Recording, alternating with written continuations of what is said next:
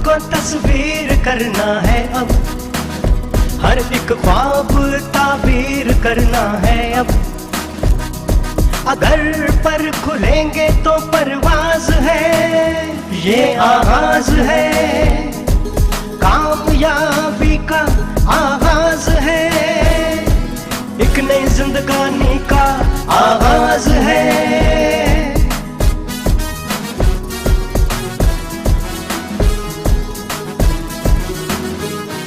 कदम उठ गए रास्तों की तरफ, बढ़े रास्ते मंजिलों की तरफ। कहा मंजिलों ने मुसाफिर से ये, चले आओ तुम पर हमें नाज है, ये आगाज है, कामयाबी का आगाज है, एक नई जिंदगानी का आगाज है।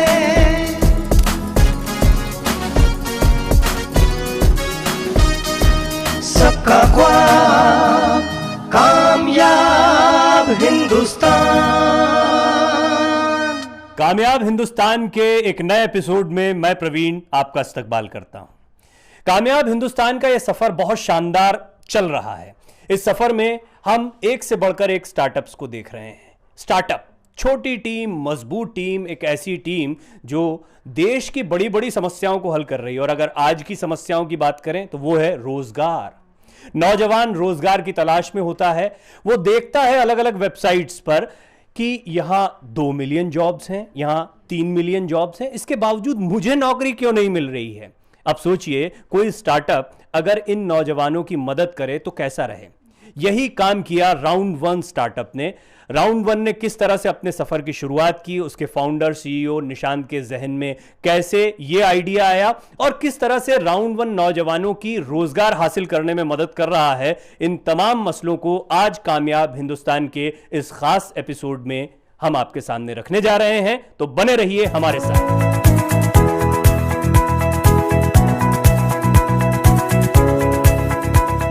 मौजूदा हुकूमत ने मुल्क के काबिल नौजवानों को खुद का कारोबार शुरू करने के लिए न सिर्फ एक मंसूबे की शुरुआत की, बल्कि जो कारोबारी माहौल बनाया, उसी का नतीजा है कि आज मुल्क में ऐसे नए आइडियाज ने सिर्फ कारोबार की शक्ल ले रहे हैं, बल्कि दूसरे को भी रोजगार देने में कलीदी रोल अदा कर रहे हैं।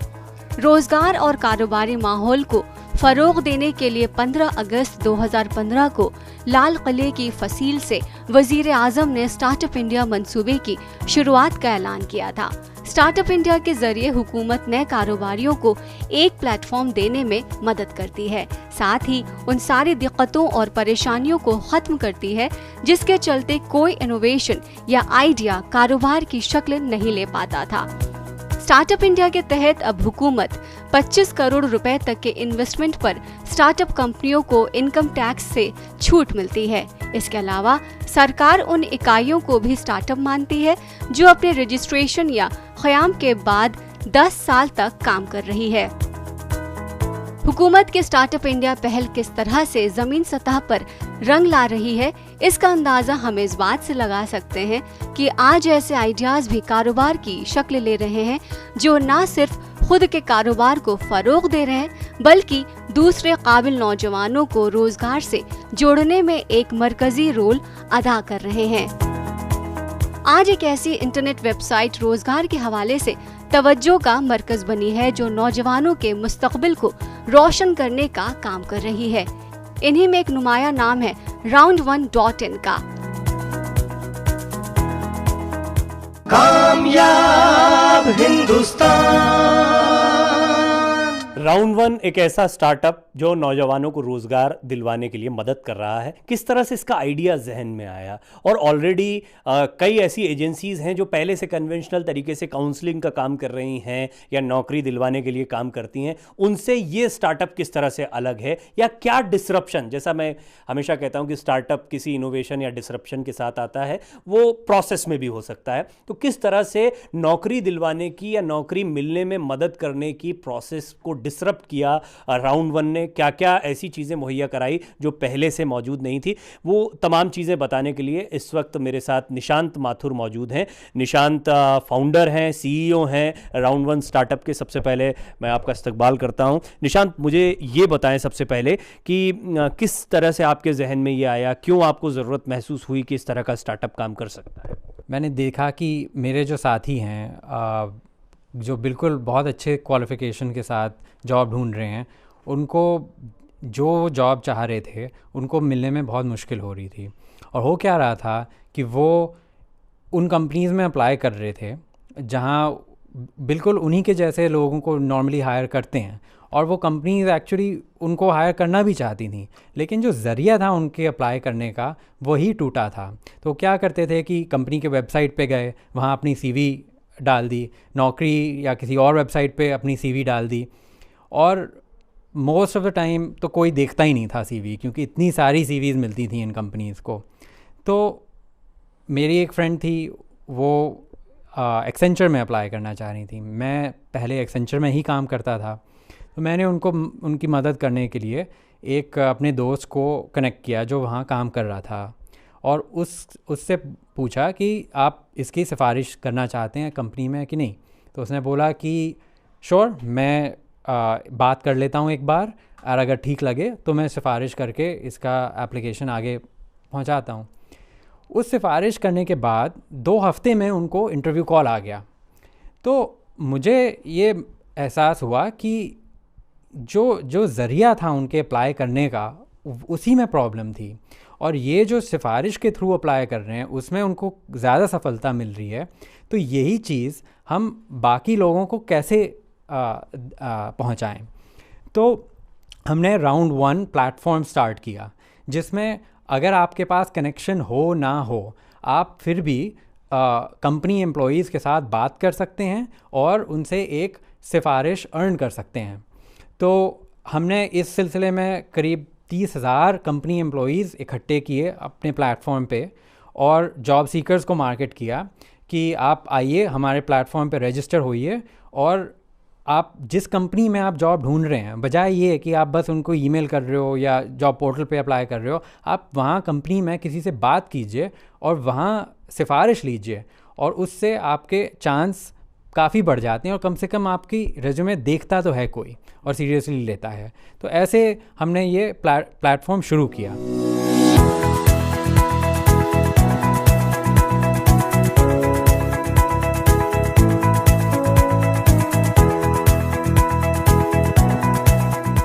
इस वक्त मैं राउंड 1 की ऑपरेशनल टीम के साथ मौजूद हूं। हमने निशान से जाना कि किस तरह से उन्होंने शुरुआत की, लेकिन अब ज़रा ये जानने की कोशिश करते हैं कि एक छोटी सी टीम किस तरीके से इतने बड़े डेटाबेस को मैनेज करती है, और किस तरीके से जिन नौजवानों को रोज़गार चाहिए उन तक, चाहे वो ट्रेनर्स हों, चाहे उनके मॉक इंटरव्यूज़ हों, किसे क्या ज़रूरत है जैसी चीज़ों को उन तक पहुंचाया जाता है। तो इसके लिए सबसे पहले जो डेटा आता है उनसे बातचीत करते हैं। मानसी और पारुल, ये दोनों इस वक्त टीम के बड़े अहम मेंबर हैं, और शुरुआती तौर पर यही जॉब सीकर्स से या जो क्लाइंट्स हैं राउंड 1 के, उनसे डील करते हैं।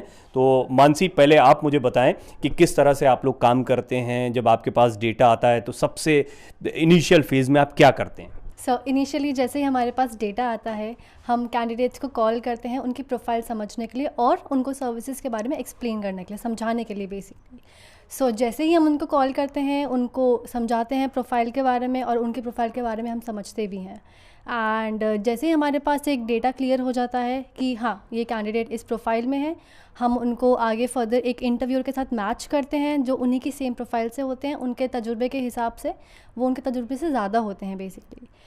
जैसे ही हम उनको मैच करते हैं, उनका इंटरव्यू शेड्यूल हो जाता है, देन वो आगे फर्दर प्रोसेस के लिए मूव ऑन हो जाता है। क्या फ्लो रहता है? कितने जॉब सीकर्स आपके पास में एक दिन में, 2 दिन में या 1 हफ्ते में आते हैं, आप बता सकते हैं? मतलब इससे एक अंदाज़ा लगे कि राउंड 1 जो कोशिश कर रहा है उसमें कितने नौजवान हैं जो इस वक्त रोज़गार की तलाश में लगे हुए हैं? अराउंड 70-80 जॉब सीकर्स आते हैं डेली बेसिस पर, और डिफरेंट जॉब पोर्टल से आते हैं। और यस, उसकी वजह से हमें भी पता चलता है मार्केट में कितना कंपटीशन है, कितना जॉब सीकर्स इंडस्ट्री चेंज करने के लिए वो अप्लाई करते रहते हैं। तो काफ़ी वेरिएशन रहता है, और 80 to 70 to 80 रोज़ का हमारे पास इन्फ्लक्स आता है। कई वेबसाइट्स हैं जिस पर ऑलरेडी जॉब सीकर्स होते हैं, उनको आप भी अप्रोच करते हैं या जॉब सीकर्स ही आपको अप्रोच करते हैं? हम अप्रोच नहीं करते हैं, बेसिकली पार्टनर्स हैं, पार्टनर्स के थ्रू हमारा सेलिंग होता है। नौकरी से हमारा प्रोडक्ट हमारा सेल होता है। सो नौकरी से हमारे पास पूरा डेटा आता है एंड वहीं से हम कैंडिडेट्स को अप्रोच करते हैं फर्दर। कुछ दूसरी वेबसाइट्स भी हैं, हेड ऑन शो, मॉन्स्टर, नौकरी के अलावा, या नौकरी आपका प्राइमरी नौकरी भी है, बट और भी हैं हमारे पास, जैसे नौकरी है, शाइन है, हेड ऑनचर्स, GYC हैं, ये भी हैं पोर्टल्स। और अपना खुद का हमारा पोर्टल है राउंड 1 का, तो उसके बेसिस पे हमारे पास आते हैं सारे जॉब सीकर्स। राउंड 1 की एक यूएसपी ये है कि यहाँ पर सिर्फ रोजगार नहीं दिलवाया जा रहा है, आपको उस रोजगार के लिए तैयार भी किया जा रहा है, जिसके मायने ये हैं कि क्या कमियां हैं। आपको लगता है आप बहुत टैलेंटेड हैं, आपको लगता है कि आपको ये नौकरी मिलनी चाहिए, इसके बावजूद वो नौकरी आपसे कम टैलेंटेड लोगों को मिल जाती है और कई बार वो अपॉर्चुनिटी आपके हाथ से निकल जाती है। क्यों? कुछ बेसिक कमियां होती हैं। उन कमियों को दूर करने के लिए बहुत ज़रूरी है कि आपको तैयार किया जाए। तैयारी से मायने हैं आपका इंटरव्यू कैसा होना चाहिए, नेगोशिएशंस के लेवल पर आपको किस तरह का होना चाहिए। साथ ही साथ में कई बार ऐसी छोटी छोटी बातें जिन पर आप ध्यान नहीं देते हैं वो आप पर भारी पड़ जाती हैं। तो किस तरह राउंड 1 इसके लिए आपको तैयार करता है, ये भी हम टीम के दूसरे मेंबर से जानेंगे।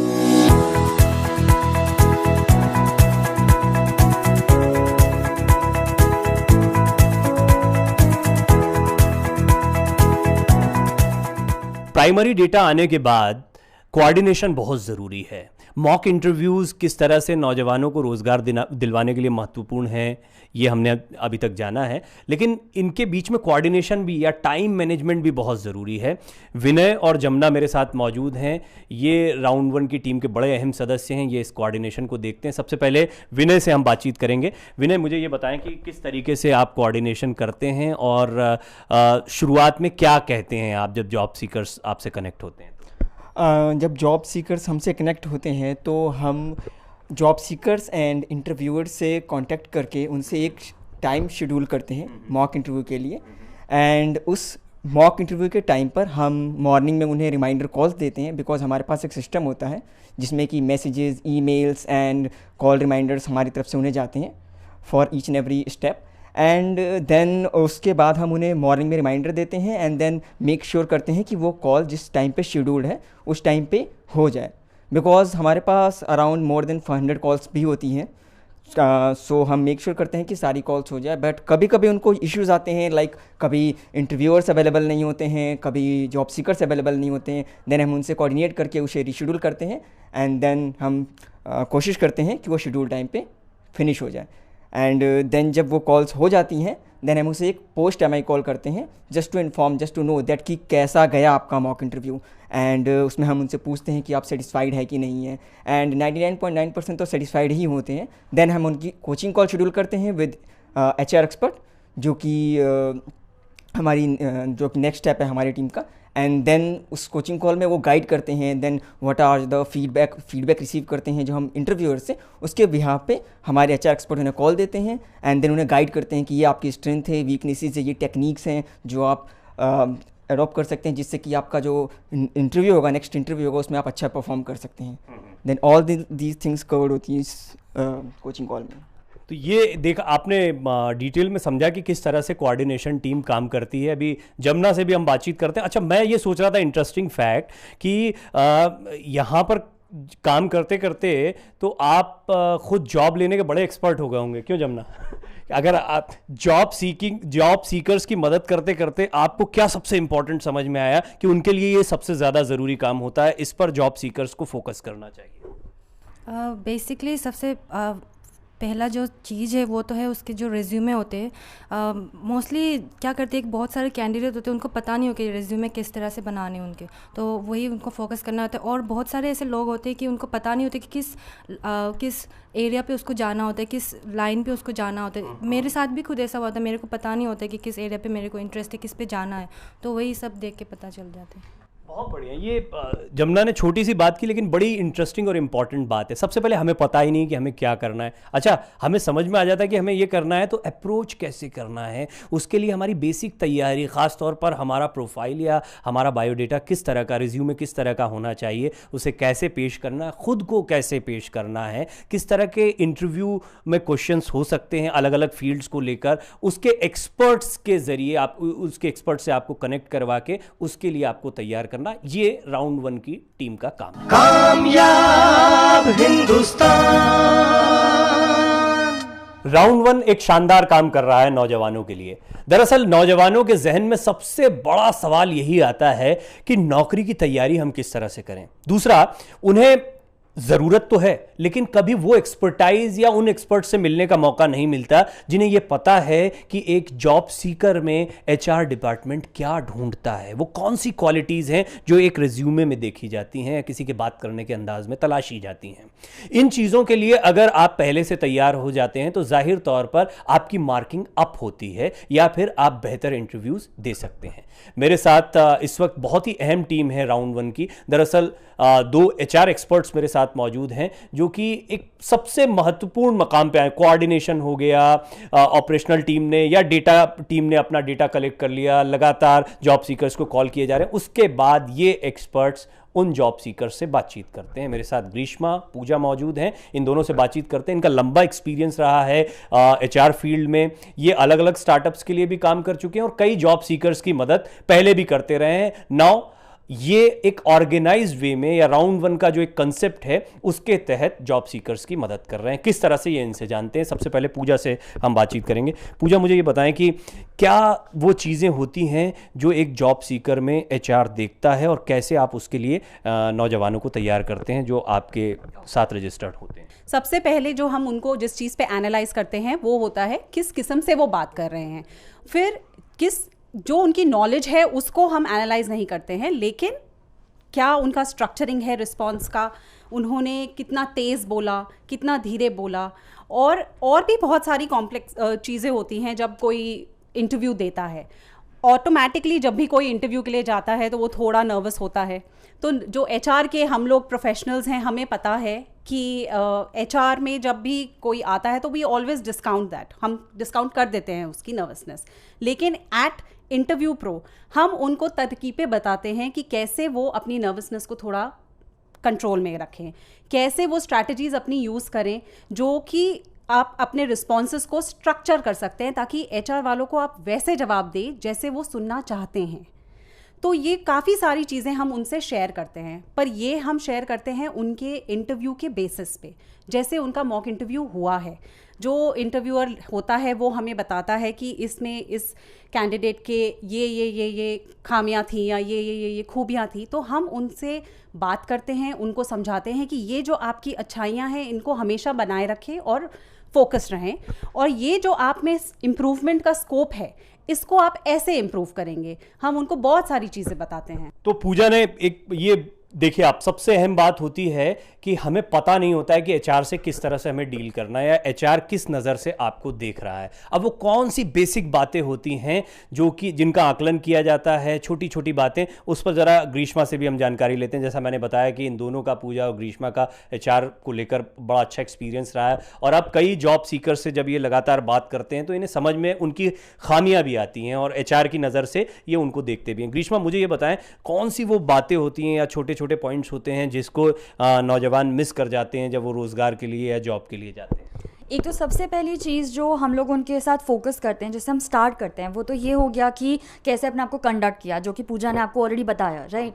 उसके बाद छोटी छोटी चीज़ें जैसे वो अपने आप को कैसे इंट्रोड्यूस कर रहे हैं, उस पर आप कैसे इम्पैक्ट दे सकते हो, क्योंकि ग्रीटिंग्स हो गया या इंट्रोडक्शन हो गया, वो आपकी बहुत ही बेसिक सी चीज़ होती हैं और हमें वो रियलाइज़ नहीं होता कि वो इतनी ज़्यादा इंपॉर्टेंट है, तो हम उन पे फोकस करते हैं। उसके बाद अपने आंसर्स को तो आप दे ही रहे हो, आपको टेक्निकल नॉलेज है, उसको हम डिनाई नहीं कर रहे, लेकिन उस टेक्निकल नॉलेज को आप इस तरीके से कैसे रखो कि इंटरव्यूअर पे वो इम्पैक्ट पड़े, राइट। तो और उसके बाद आपने अपने आंसर्स दे दिए, अपने आंसर्स को स्ट्रक्चर भी कर दिया, सब कुछ कर दिया, लेकिन उसके बाद जब आपका इंटरव्यू ख़त्म हो गया तो कई कैंडिडेट्स के पास ये क्वेश्चन होते हैं कि हमने सब कुछ कर दिया, हमने इंट्रोड्यूस भी कर दिया, हमने ग्रीट भी कर दिया, हमने अपना स्ट्रक्चर भी बना दिया इंट्रोडक्शन मतलब इंटरव्यू के सामने आंसर्स को लेकर, लेकिन हम जो अपना इंटरव्यू है उसको एंड कैसे करें, रूम से एग्जिट कैसे करें, हम इंटरव्यू को ऐसा क्या आखिर में बोले जो हमने जो इतना सब कुछ शुरू से लेकर यहाँ तक लेकर आए हैं उसको हम एंड कैसे करें, तो वो बताना, तो उसमें कोचिंग भी बहुत ज़्यादा ज़रूरी है।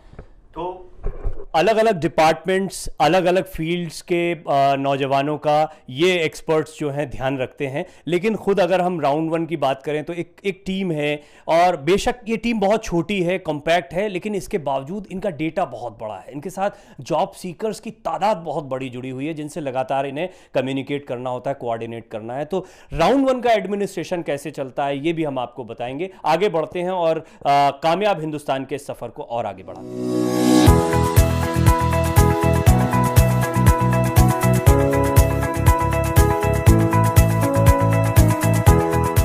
राउंड 1 स्टार्टअप की जब हम बात कर रहे हैं तो इस स्टार्टअप की अपनी एक टीम है, बेशक छोटी टीम है, उसका एडमिनिस्ट्रेशन, उसका मैनेजमेंट किस तरह से होता है, इस पर बातचीत करने के लिए नेहा तेवतिया मेरे साथ मौजूद हैं। एक ऐसा स्टार्टअप जो दूसरों को नौकरी दिला रहा है, उसमें नौकरी करने के लिए कौन आए या उसके लिए एम्प्लॉयज को कैसे रखा जाए, ये जिम्मेदारी नेहा निभाती हैं, यहाँ का HR मैनेज करती हैं। इसके अलावा जो आपके जॉब सीकर्स होते हैं, जो आपके क्लाइंट्स हैं, क्या उनको भी आप मदद करती हैं या आपकी टीम के जरिए किस तरह से आप लोग ओवरऑल, एक तो अपनी टीम को मैनेज करना और दूसरा फिर उन लोगों को ये बताना कि एक HR मैनेजर के दिमाग में, HR मैनेजमेंट के दिमाग में जॉब सीकर्स को लेकर क्या सोच होती है, क्या एक्सपेक्टेशंस होती हैं, वो कैसे आप डिलीवर करते हैं? आप मेंटालिटी समझते हैं जॉब सीकर की, आप समझते हैं कि वो क्या गलतियां करते हैं, उनको कैसे सुधारना चाहिए। वो छोटी छोटी बहुत गलतियां करते हैं जो बहुत महत्वपूर्ण होती हैं, जैसे कि आपको क्या पहनना है इंटरव्यू में, आपको कैसे प्रेजेंट करना है, what should be your body language, what should be your hand movements, how you speak, speed क्या है। और छोटी छोटी गलतियां करते हैं कि वो फॉर्मल तरीके से अपने आप को प्रेजेंट नहीं कर पाते, जो कि बहुत इनफॉर्मल लगता है और जो बहुत नेगेटिव इम्पैक्ट जाता है इंटरव्यू के टाइम में। तो इंटरव्यूअर जो होता है वो आपको पूरा ऊपर से नीचे तक पूरा इवैल्यूएट करता है। सिर्फ आज के टाइम में आपको टेक्निकल नॉलेज या अपनी फील्ड की नॉलेज ही काफ़ी नहीं होती, आपको ओवरऑल प्रेजेंटेशन आनी चाहिए, बात कैसे करते हैं, अपने क्वेश्चंस को कैसे जवाब देते हैं। सो बहुत सारी चीज़ें होती हैं। रिज्यूमे, कैंडिडेट्स ऐसे होते हैं जो रिज्यूमे ले जाना भूल जाते हैं अपना इंटरव्यू के टाइम में, जो बहुत महत्वपूर्ण चीज़ है। ठीक है, तो ये सब चीज़ें HR के फील्ड में ही रहते हुए मुझे समझ आई कि बहुत इंपॉर्टेंस होता है इन सब चीज़ों का। सो हम ऐसे ही गाइड करते हैं कैंडिडेट्स को कि छोटी छोटी चीज़ें आप थोड़ा सा ध्यान रखिए, आप डेफिनेटली सक्सेसफुल हो पाएंगे अपने अपकमिंग इंटरव्यूज़ में। एक और बहुत बड़ी इंपॉर्टेंट बात होती है कि जब आप HR के लिहाज से बात करते हैं तो स्टार्टअप का HR कैसा हो, क्योंकि जो नए स्टार्टअप्स हैं उनके सामने भी बड़ा चैलेंज होता है। अभी तो बात हो गई यहाँ राउंड 1 की या जॉब सीकर्स की, लेकिन मैं ओवरऑल वो स्टार्टअप्स जो आपको अभी इस वक्त देख रहे हैं नेहा, उनको बताइए कि स्टार्टअप्स का एक HR किस तरह से काम करना चाहिए, उन्हें कैसे कॉम्पैक्ट टीम डेवलप करनी चाहिए, और जब वो लोगों का सिलेक्शन कर रहे हैं तो क्या चीज़ें उनके जहन में होनी चाहिए। बहुत ज़्यादा क्रिटिकल पोजीशन होती है क्योंकि छोटी कंपनी होती है, आपको कॉस्ट मैनेजमेंट करना होता है, आपको टीम मैनेजमेंट करना होता है, आप बहुत सारे काम होते हैं जो आपको कंटिन्यूसली एक ही इंसान से भी करवाने पड़ सकते हैं। तो हमारी कॉम्पैक्ट टीम है लेकिन उसमें एक ही इंसान मल्टीटास्किंग करता है। स्टार्टअप का मेन मोटो होना चाहिए कि ऑब्जेक्टिव और गोल को अचीव करना एट लास्ट। ठीक है, सो उसमें क्या होता है, आपके पास कम रिसोर्स होता है, तो रिसोर्स के कारण आपके पास काम ज़्यादा होता है। तो हम मैं जब हायरिंग करती हूँ अपनी ऑर्गेनाइजेशन के लिए तो एक कॉस्ट इफेक्टिव देखती हूँ, because we are just growing right now. ठीक है, और देखती हूँ कि वो बंदा मल्टीटास्किंग है नहीं है, बंदा कैसे कोऑर्डिनेट करता है, कैसे कम्युनिकेट करता है, whether that person is active और नॉट। सो ये सब चीज़ें ध्यान में रखे हुए आप अपनी कंपनी का क्या ऑब्जेक्टिव है, कैसे आप कैसे एम्प्लॉयज़ चाहते हैं। तो छोटी टीम में कोई प्रॉब्लम नहीं होती, it just like you need to know how you can manage things, right. And once you see my organisation and my team members, they are very active in their work and they are the people who do multitasking each day, which becomes hectic at times. कामयाब Hindustan. Round one दूसरे startup से या जो conventional तरीका रहा है, मैं कहूँगा क्योंकि इस तरह के स्टार्टअप्स बहुत कम मिलते हैं, बट जो कन्वेंशनल तरीका रहा है काउंसलिंग का, रोज़गार दिलवाने के लिए कई एजेंसीज़ हम देखते हैं जिनके विज्ञापन भी होते हैं, छोटी बड़ी जगहों पर ये एजेंसीज़ चलती भी हैं, इनसे आप कैसे अलग हैं और इनको लेकर आपका नज़रिया क्या है और आपको क्या लगता है कि नौजवानों को, जाहिर तौर पर आप कहेंगे कि आपके जैसे प्लेटफॉर्म से जुड़ना चाहिए, तो क्यों जुड़ना चाहिए, क्या क्या आपने परिवर्तन किया है? पहली चीज़, हम जॉब सीकर हमारा ग्राहक है, कंपनीज़ नहीं। और जो प्लेसमेंट एजेंसीज़ होती हैं, जॉब पोर्टल्स होते हैं, वो उनकी सारी आमदनी कंपनी से ही होती है। तो सबसे पहले हमने एप्लीकेशंस के लिए रेफरल सर्विस बनाई जिसमें आप सिफारिश प्राप्त कर सकते हैं। फिर हमने इंटरव्यू प्रिपरेशन सर्विस बनाई जिसमें आप इंटरव्यू के लिए तैयारी कर सकते हैं। और लास्टली आपकी काउंसलिंग सर्विस बना रहे हैं जिसमें आप आगे क्या करना चाहिए आपको वो समझ सकते हैं। तो स्टार्टअप किन बातों का ध्यान रखें जब वो अपने लिए एम्प्लॉयज़ ढूंढते हैं, और स्टार्टअप्स ने क्या रोज़गार की संभावनाओं को बढ़ाया है? बेशक इसमें कोई दो राय नहीं कि स्टैंडर्डाइजेशन नहीं किया जा सकता है वहाँ पर, लेकिन फिर भी ये है कि छोटा आपकी खुद की एक जो टीम डेवलप हुई है वो भी इसका एक बहुत बड़ा उदाहरण है। आई थिंक जो स्टार्टअप है उसमें सबसे ज़रूरी क्वेश्चन ये है कि जॉब सीकर का मोटिवेशन क्या है, वो आपके आइडिया में बिलीव करते हैं कि नहीं बिलीव करते हैं, जब मुश्किलें आएंगी तो वो आपका साथ देंगे कि नहीं देंगे। ये सब चीज़ें स्टार्टअप्स में ज़्यादा देखनी होती हैं कॉर्पोरेट्स के कंपैरिजन में। एंड जो आपका जो विज़न है कंपनी का वो समझते हैं और वो आपके साथ चलना चाहते हैं। फ्लिप साइड जॉब सीकर्स का भी यही है दैट हमने ये बहुत देखा है कि जॉब सीकर्स बहुत सारे लोग कंफ्यूज होते हैं कि एक्चुअली मुझे क्या करना चाहिए, और वो कहे सुने चीज़ों पे चले जाते हैं कि ये सुना है ये कंपनी अच्छी है आगे के लिए, या इसमें थोड़ा सा और पैसा मिल रहा है। लेकिन अगर आप वैसा काम करें जिसमें आपको खुद खुशी हो, जिसमें आपको सेटिस्फैक्शन मिले, तो आप सफलता भी ज़्यादा प्राप्त करेंगे और आप उसमें लंबे दौर तक भी काम कर पाएंगे। तो ये विन विन हुआ दोनों के लिए। निश्चित तौर पर ये बहुत सीखने वाली बात है कि आप अपना स्टार्टअप किस मकसद से शुरू कर रहे हैं। अगर आपको लगता है कि आप कोई बिजनेस टाइकून बनने जा रहे हैं तो माफ़ कीजिएगा, आप गलत ट्रैक पर हैं। हाँ, आपको लगता है कोई डिसरप्टिव आइडिया आपके पास है, आप लोगों की प्रॉब्लम्स को सॉल्व कर सकते हैं, निश्चित तौर पर ये बड़ा पैसा आपके लिए जनरेट कर सकता है। हो सकता है कोई बड़ा इन्वेस्टर आप में दिलचस्पी दिखाए, लेकिन शुरुआत में स्टार्टअप्स नौकरी से ज़्यादा मुश्किल काम होता है, इसमें कोई दो राय नहीं है। इसीलिए, और नौकरी को जैसा मैंने पिछले एपिसोड्स में भी कहा है कि एक सीखने का जरिया होता है। अगर आपको अपना स्टार्टअप भी लगाना है तो पहले आपको बड़ी कंपनीज के साथ या एस्टैब्लिश्ड लोगों के साथ काम को सीखना होता है। कामयाब हिंदुस्तान। कामयाब हिंदुस्तान का आज का सफर शानदार रहा। एक ऐसी छोटी टीम जो कई दूसरे ऑफिसेस के लिए टीम बनाने का काम कर रही है, एक ऐसी मजबूत टीम जो कई नौजवानों को रोजगार दिलवाने में मदद कर रही है। हमारे पास डिग्रीज होती हैं, हमारे पास स्किल भी होती है, लेकिन कई बार नौकरी पाने के लिए बहुत छोटी छोटी ज़रूरी चीज़ें होती हैं जिनसे हम नावाकिफ़ होते हैं, और वही आप तक पहुँचे, उनके आप जानकार बने। ये काम राउंड वन कर रही है। मैं उम्मीद करता हूं कि राउंड वन और इस तरह के कई और स्टार्टअप देश में रोज़गार को और स्किल्ड नौजवानों को पैदा करने में हमारी मदद करेंगे। आज का सफ़र यहीं तक, मुझे दीजिए इजाज़त।